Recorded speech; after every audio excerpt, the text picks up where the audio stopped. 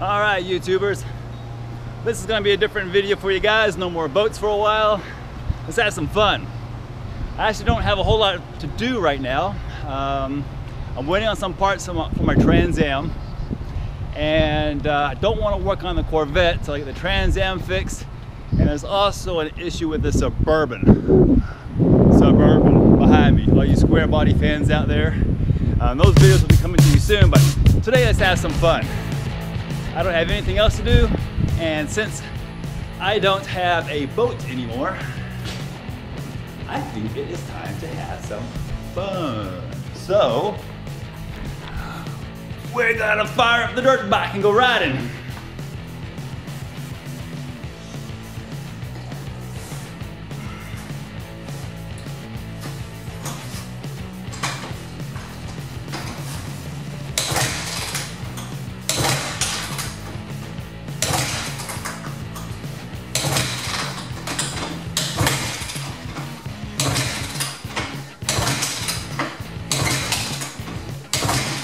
Come on.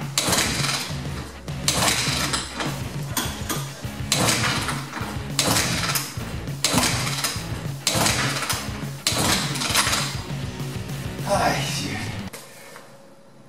Ah, fudge.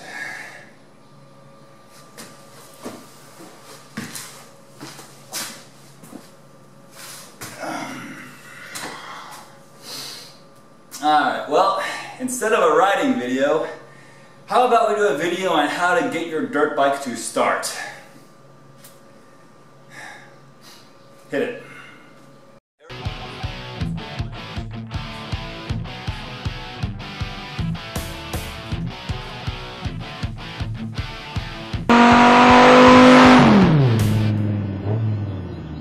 Okay guys, well, it's been a long time since I've had this dirt bike running. It's probably sat here for the last year or so, and even with some fresh gas, this thing will not fire. So let's talk about what we need to have a running dirt bike.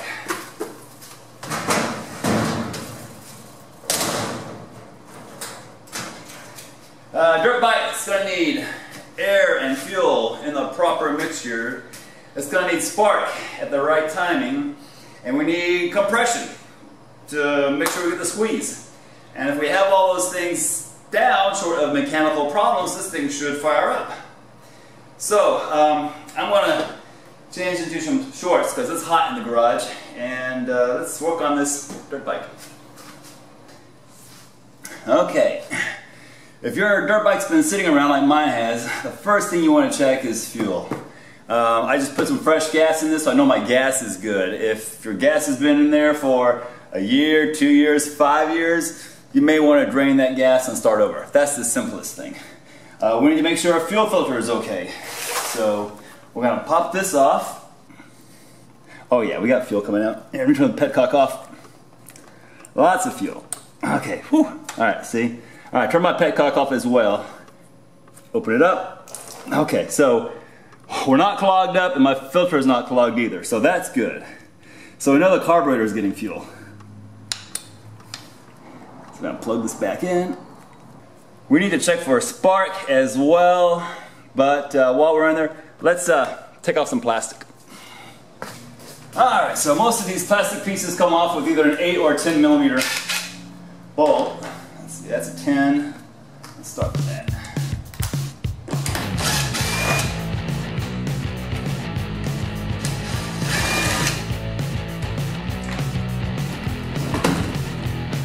Need to get to the carburetor. This seat should pop off. There we go. I wasn't too concerned with the airbox because you can see I've got a fairly new filter in there. Your engine starving for air is unusual. It's usually fuel.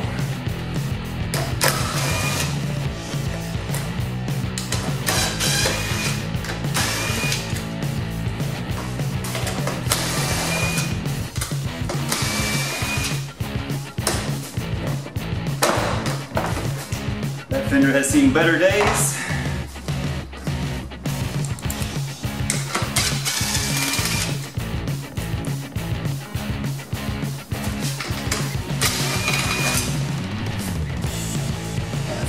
bolt in here hiding on the Honda. Let's see what's next.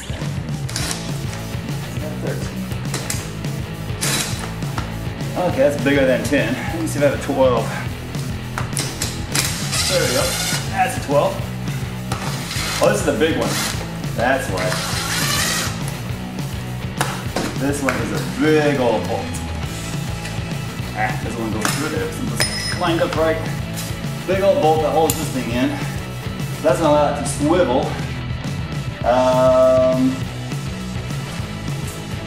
Probably just need to undo it from the frame though to get it out of there. Okay, so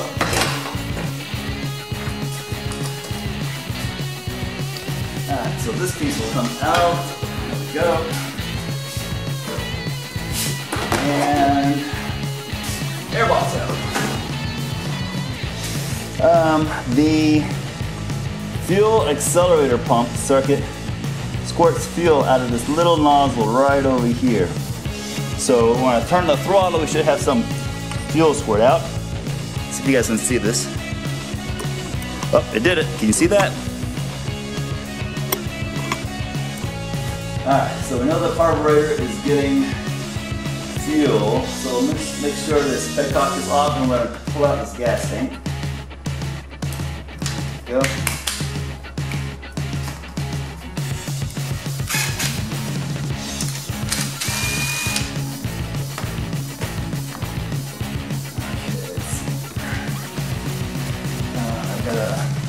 Unfasten the shroud from the front.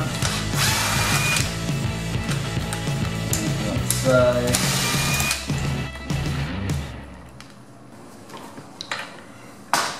Yeah. There we go. Alright, so now we have access to our spark plug. So let's see if we got spark.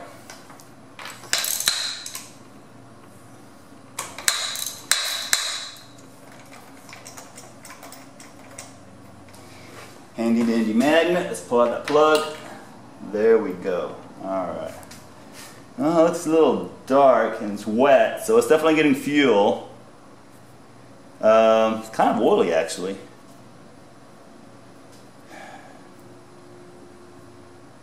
A little bit on the oily side. Let's see if it sparks. To test this plug, we're going to ground the spark plug. And I'm just going to use this pair of vice grips. I'm going to rest it on the frame here. I also need to turn it so that you guys can see it. Alright, let's try this again.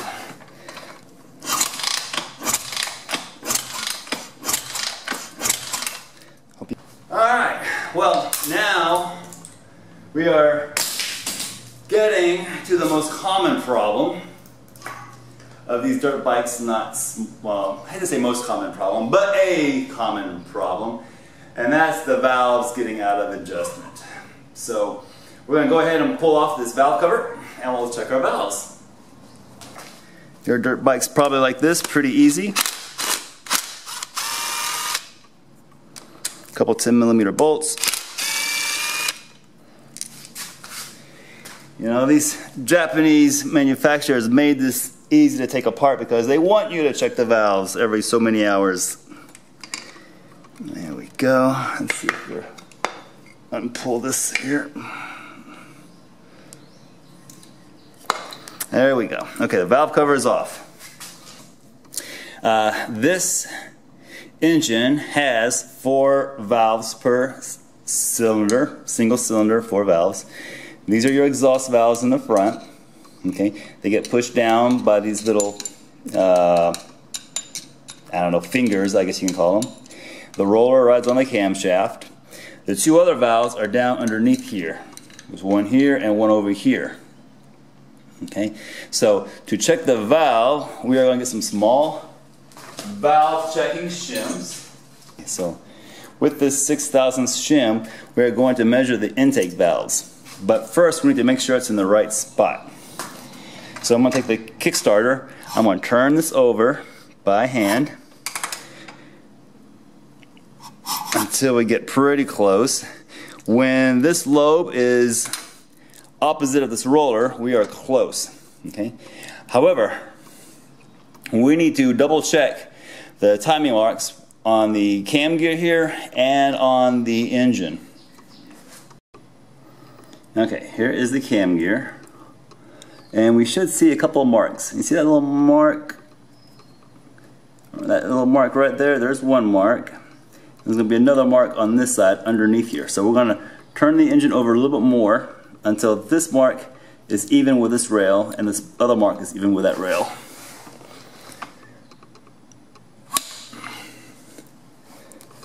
That is close. Oh, we actually moved by hand there. Okay, so right there we're lined up. Can you see those marks? There's one mark there, and there's another mark right there. It's going straight across. Okay, so this cam is in the right position to check the valve timing. When you come to the other side of the motorcycle here, there's a plug down here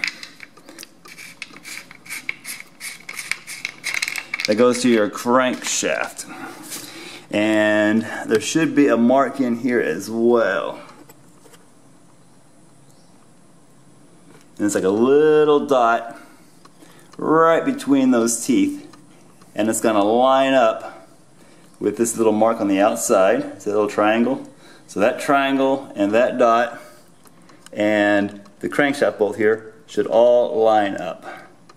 Right now, man, I'm a little bit off. This thing is showing I am off, so I may have jumped a tooth on my cam timing.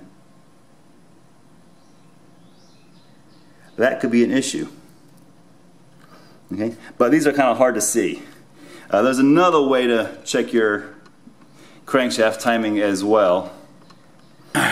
If you go back to the other side, the left side of the engine, there's this little bolt over here that you can remove to check the timing on the crankshaft as well. So let's pull that off real fast. Yeah, there's actually two lines on that flywheel. One is top dead center, and the other one is where the magneto fires, where the computer fires. I don't think these have magnetos anymore, but where the computer fires the spark plug. So one is advanced and then one is top dead center. Alright, so now we know that our timing chain has not skipped a gear. That's a good thing. So we're going to measure the intake valve. So we're just going to take our shim, our 6/1000 shim, and we're going to slide it underneath there.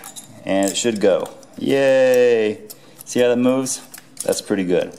Let's try the other one here. Ooh, that one's a little tight. Tell you what, let's try a 5/1000.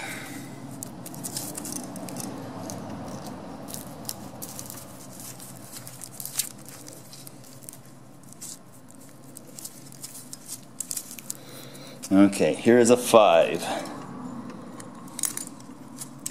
Okay, so the 5/1000 go. So the intakes are within spec. I got 5/1000 clearance here, 6/1000 clearance there. That's good. So to check the exhaust valve, we're going to check them down here on the valve itself.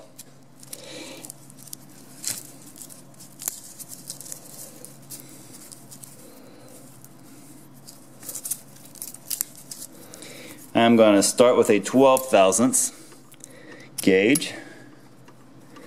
Let's see if this will go. Oh, that's pretty tight over there. Okay, let's try the other one.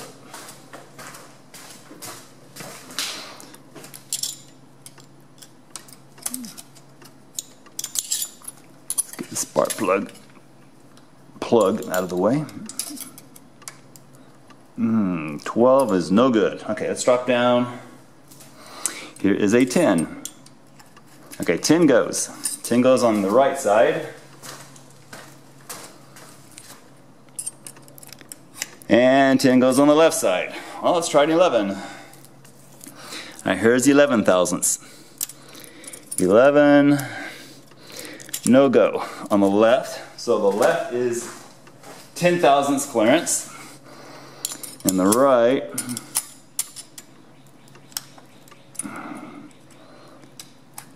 oh, it barely goes. Oh, that's tight. Okay, so 10, maybe 11 thousandths clearance.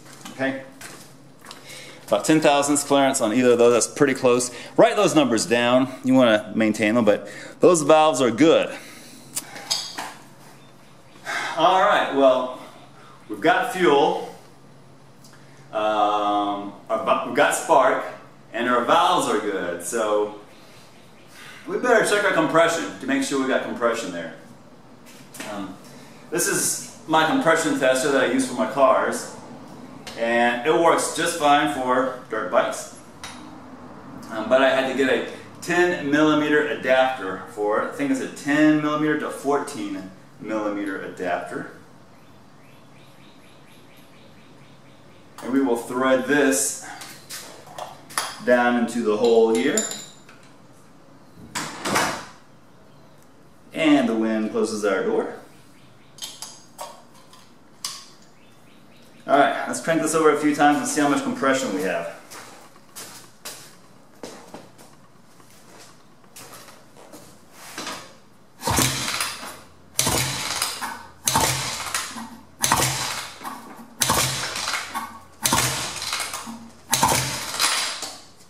Man,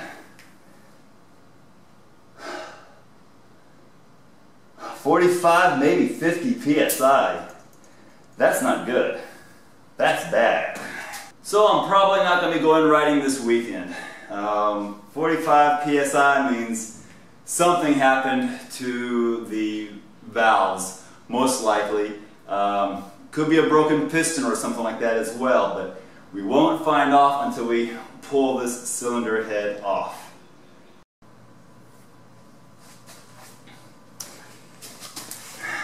Alright, well, the first thing we're going to do, we need to make sure that the engine is at top dead center again.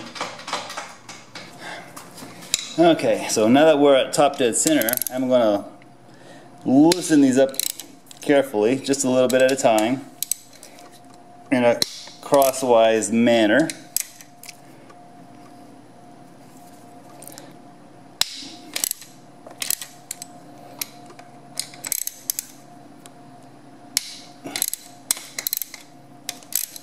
Oh, but before I go too far, I need to take the chain tensioner off.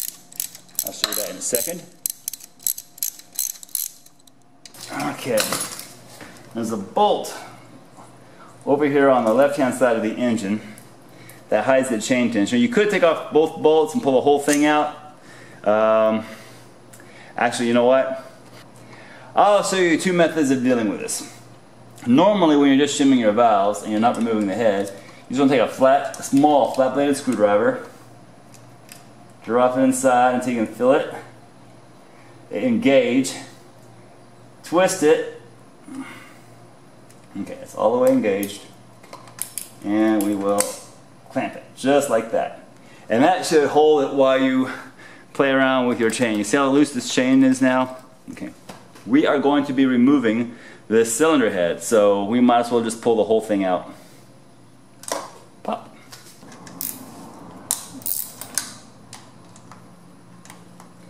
And I'll need to get an 8 millimeter wrench because I can't reach that with my socket.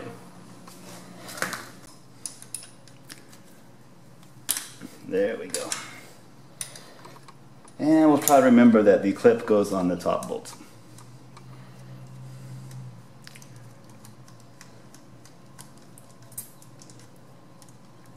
Ooh, there we go. And that is your chain tensioner. Now to get these caps off, you're probably not going to be able to pull straight up on them.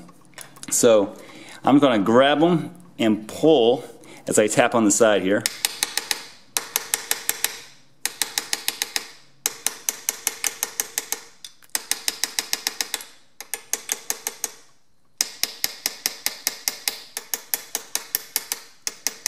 And you need to be careful because when this cap comes off, there's going to be like this little metal locating ring inside here that always wants to pop off and go down into the engine compartment. So if you're doing a top-end job, it's not a huge deal, but if you're just changing your valve shims, then don't do that. You'll hate yourself.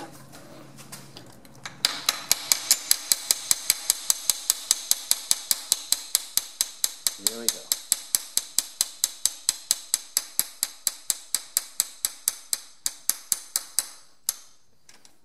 Okay, watch out for that ring. There's that ring right there, okay? You see that thing? It's a thin piece of metal.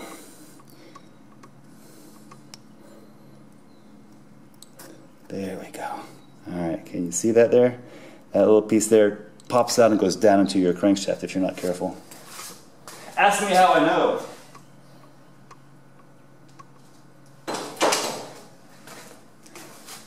Now each of these caps are labeled left and right, and the arrow has I for intake, because this is the intake over here where the carburetor is, right? Intake, then exhaust is on the other side.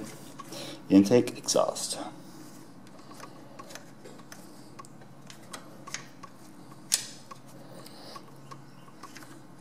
And one of these bolts is longer than the other ones, but you probably won't get them mixed up. You know, just remember the big one goes in the middle.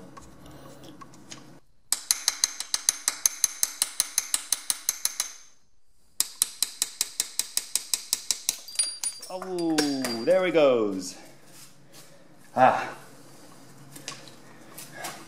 But my little ring came out, but it hit the floor instead.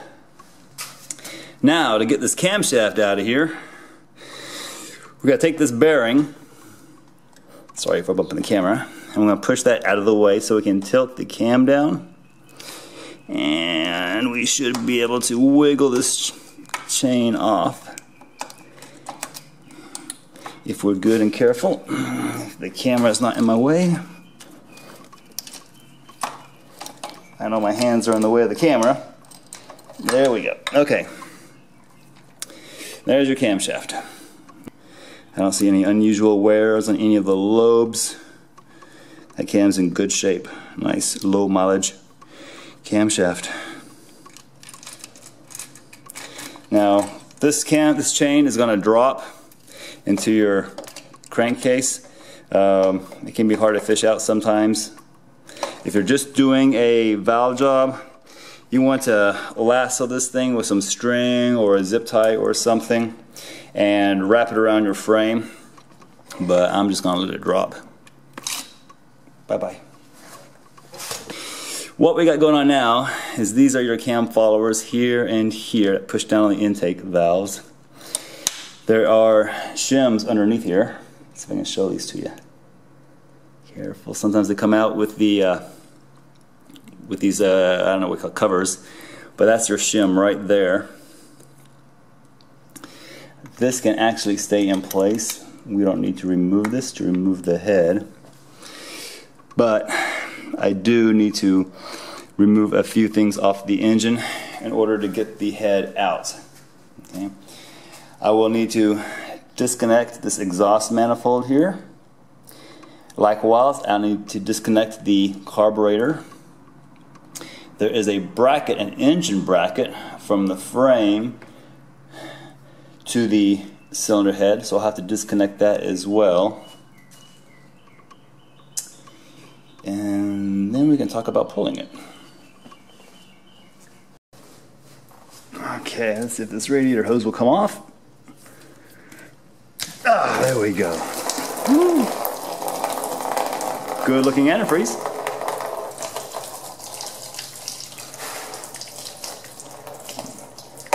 This is why I have cardboard on my garage floor. Yeah, it's a 12mm for the exhaust pipe.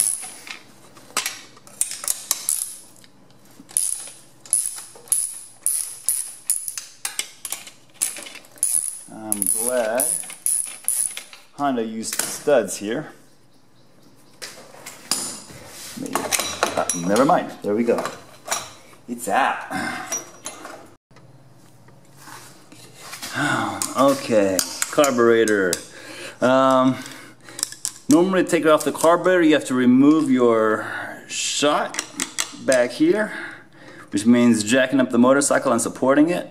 I'm going to try just to loosen up this clamp and just kind of pop the carburetor off for now.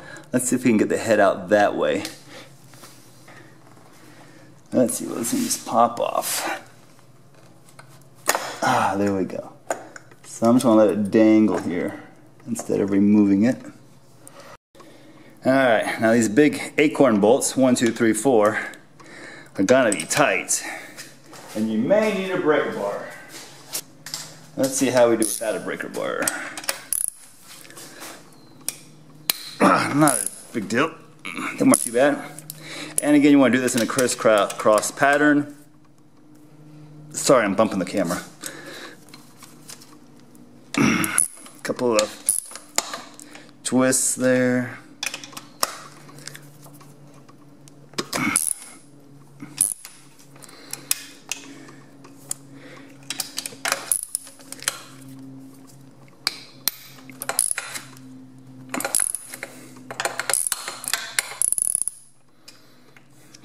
Alright, so I've got each of these 4 bolts, 1, 2, 3, 4, loosened a bit. So let's go ahead and remove them a little bit at a time.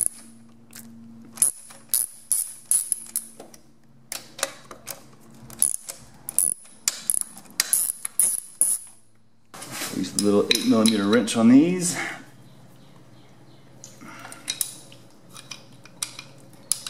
We'll just loosen them for now, kind of break them loose. That one was pretty tight. End up pushing the limits of aluminum there. Maybe there's a little corrosion or something going on.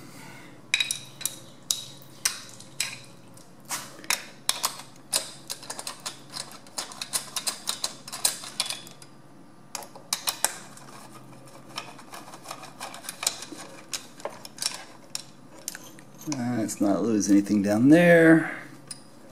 Alright, this might be stuck. Let's see.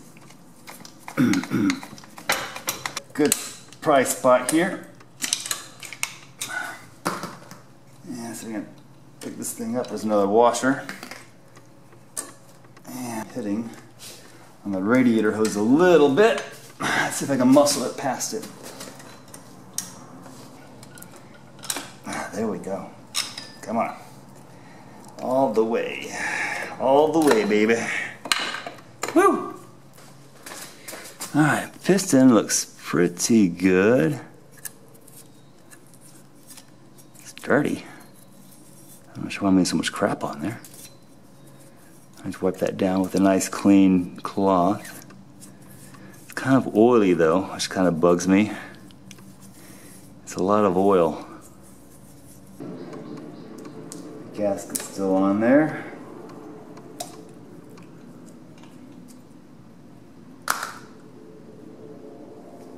A lot of silicone on there. I wouldn't expect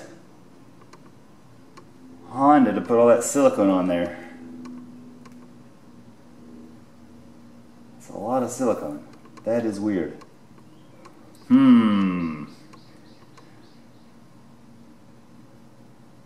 That is very weird. Because this silicone is going in the water passages and everything. So somebody has been into this thing before.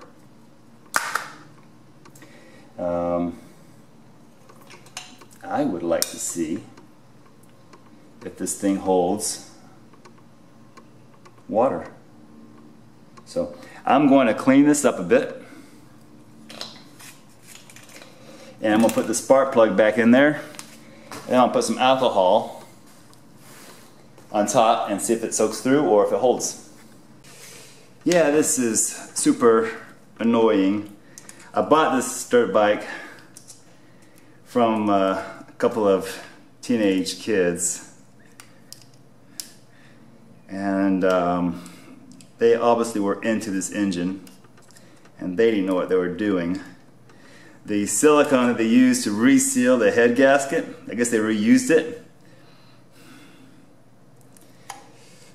is plugging up a lot of the water passages. I'm hoping I can clean all this stuff out. If not, I'm going to have to get a new head. That really sucks.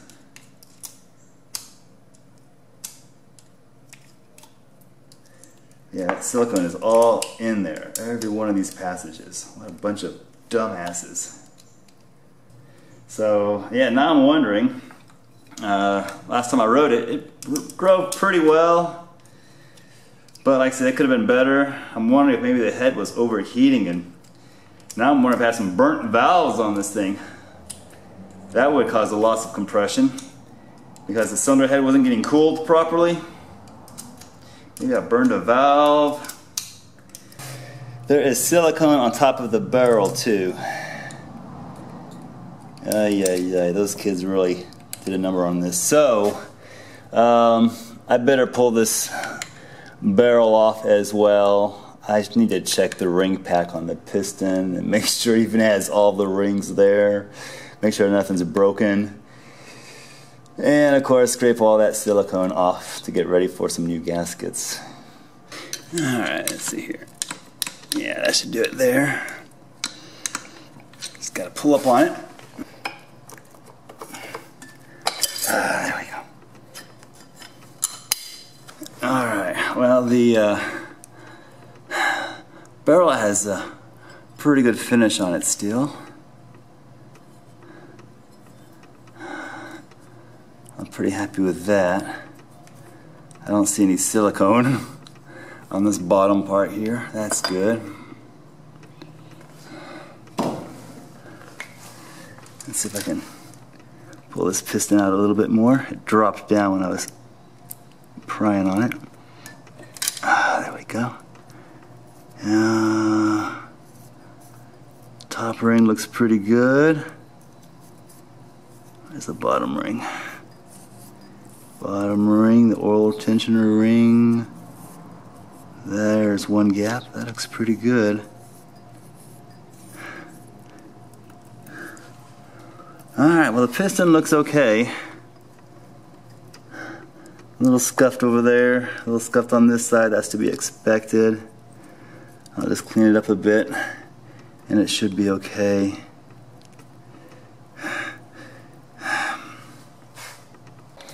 Dun, dun, dun.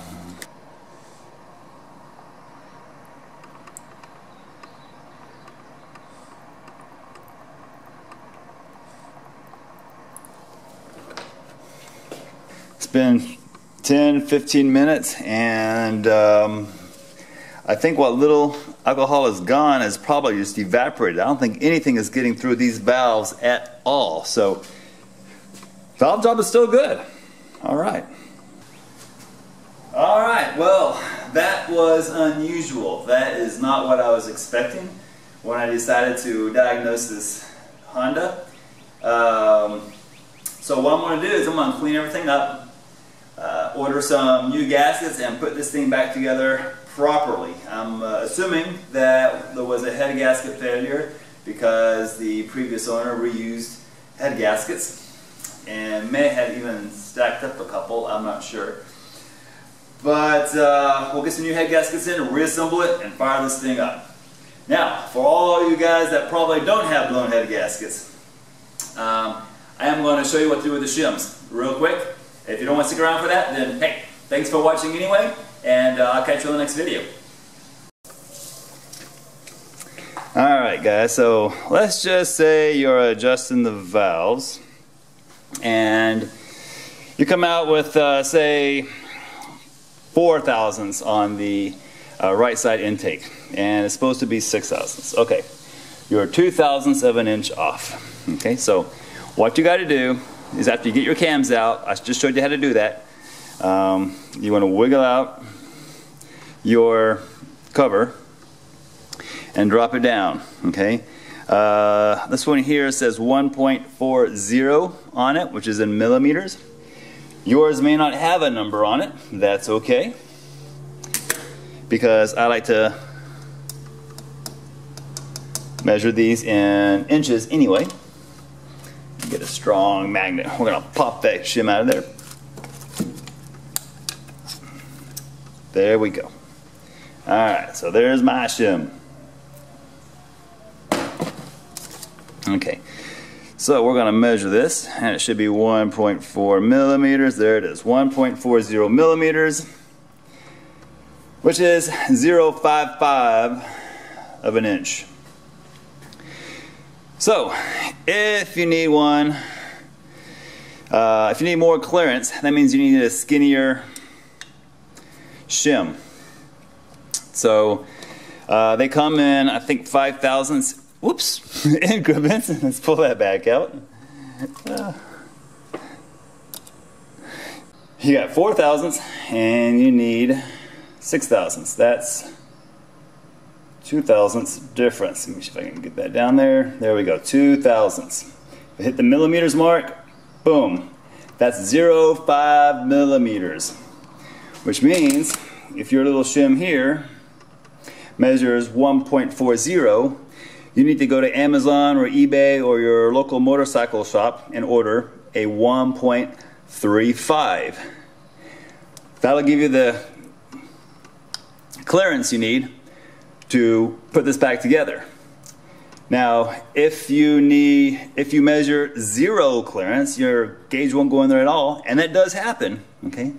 Then order a shim that is 0.15 millimeters smaller. So instead of 1.4, you'd be ordering a 1.25.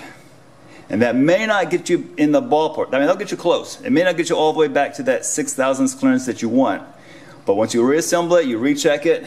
If you're at 4,000ths, wow, your valves were way out. And it happens. Just gotta, bite the bullet, order another shim, drop down another 0.05 millimeters, reassemble it, check it again, okay? But that's all there is to adjusting valves. It's not a huge deal. You guys can do this.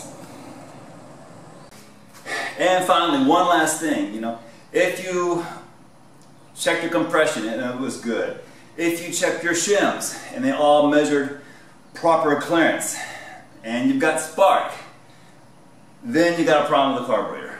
But don't go don't go tearing into your carburetor unless you're sure the other ones are good, because these things do go bad, they're easy to check, and it's a lot easier to fix those things than to dive into your carburetor and try to rebuild it. So, thanks for watching. Hit that thumbs up button if you liked it, and subscribe, and we'll have more videos coming your way. Thanks.